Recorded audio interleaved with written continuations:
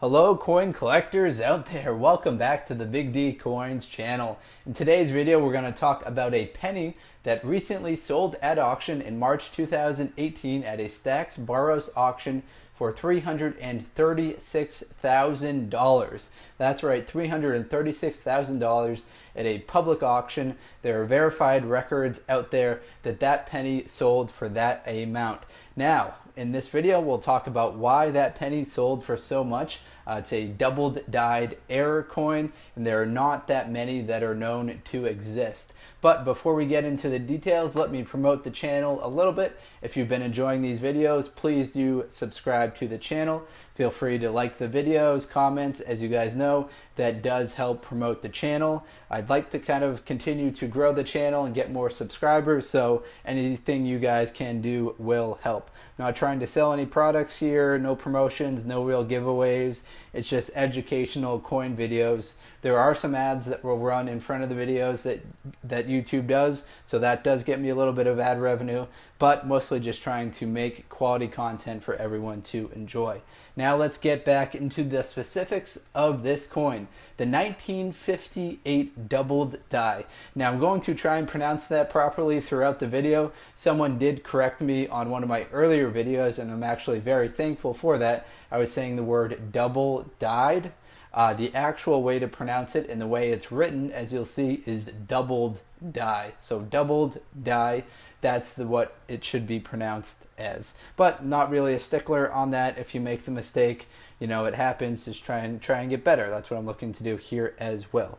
So the 1958 doubled die. There are only 3 of these graded out there by PCGS. So that is one of the reasons why this coin is so valuable. The other is the extent of the doubling that occurs. This is a very, very prominent doubling. There's doubling on it throughout the whole obverse of the coin, and the doubling is so spread out from between the two places on the coin that it's just super prominent, very visible. My recommendation is after you watch this video, feel free to Google search 1958 double die error coin, and you'll definitely come across images because it's a very well-known coin.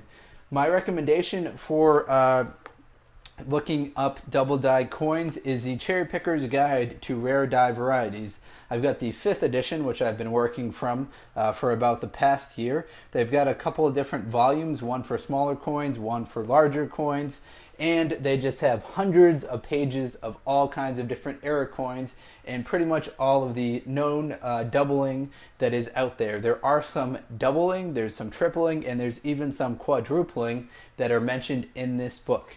Also, you can check out the PCGS coinfax.com/coin detail and then search pretty much whatever you're looking for that particular coin. So if you look for Lincoln pennies from 1958 and earlier, you'll find the 1958 double die. Now PCGS has much fewer error coins on that, but if they have an error coin listed there, it's going to be worth a ton of money. So they have the PCGS error coin there, and they've got a PCGS population, which is the graded amount of that specific error coin that they have graded. For this 1958 double dyed, there are just 3 of them. The Mid-State 64, which has a PCGS price guide of $336, which is probably based on the most recent auction results that occurred in March 2018, and a Mid-State 65. Now the Mid-State 65 hasn't sold at auction. PCGS has graded it, but the person, whoever sent it in to get graded, must just be sitting on that coin and not interested in selling it at the moment. Maybe they'll wait a little while to try and get better prices for it, considering that this coin hasn't really sold too much. In fact, it's never sold, the one that's graded a Mid-State 65. If you're the one who has that coin and you're watching this video, you've hit the jackpot, and I don't really understand why you're watching introductory coin collecting videos. But hey, hopefully you enjoy it. Now, let's talk a little bit about the doubled dyed process and kind of why it occurs. And my apologies if I mispronounce anything here or kind of do mistakes with explaining it, but I'll try and do my best here. So prior to 1997, there were, the way they imprinted the die the way they imprinted the design on the coin was by using die pairs. So a hammer die and a anvil die were produced by die hubs that contained the raised design elements that were intended to appear on the coin. So blank dies were heated up so to make them soft. They were pressed against the hubs to transfer the hub to the working die. So the hub is kind of like the master die. The working die is what would actually smash the planchettes that come out.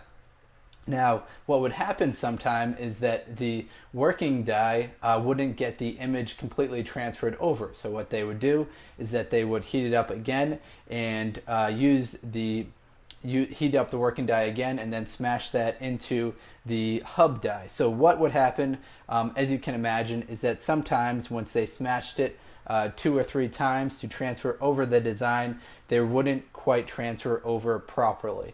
But that process has changed a lot. It changed around 1996. So chances of you finding a more modern double die coin are very rare. They've mostly replaced it with a single squeeze hubbing method during creation and mostly after 1996. So if you find a double die that's more recent, congratulations, but keep your eye out for the older ones.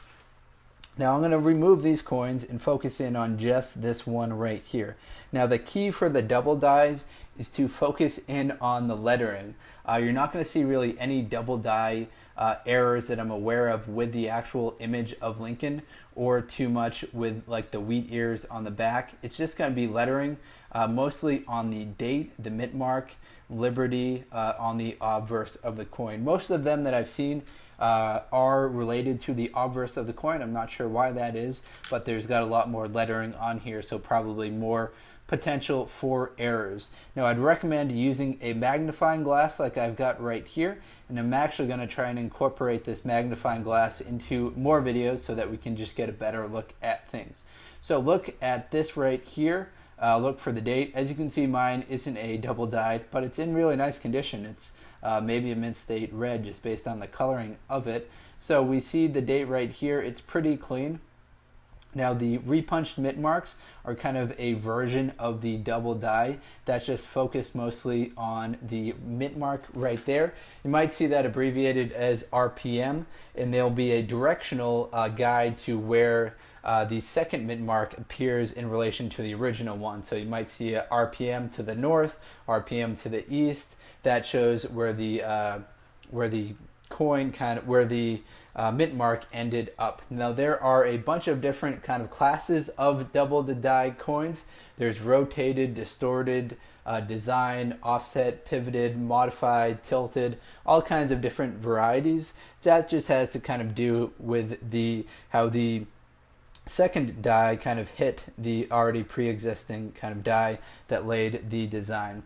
That's all I've got for today's video. If you're interested in looking up images for that 1958 double die that sold for $336,000, definitely check that out. Google Images and pull up some design of that. You'll just be astonished by how bad that doubling actually was. And my guess is that the Mint employees realized that pretty soon in the process. That's why only 3 of them snuck out into population, and then they must have scrapped all the other ones. All right, everyone, that's all I've got for today's video. Thank you very much for watching and sticking around to the end.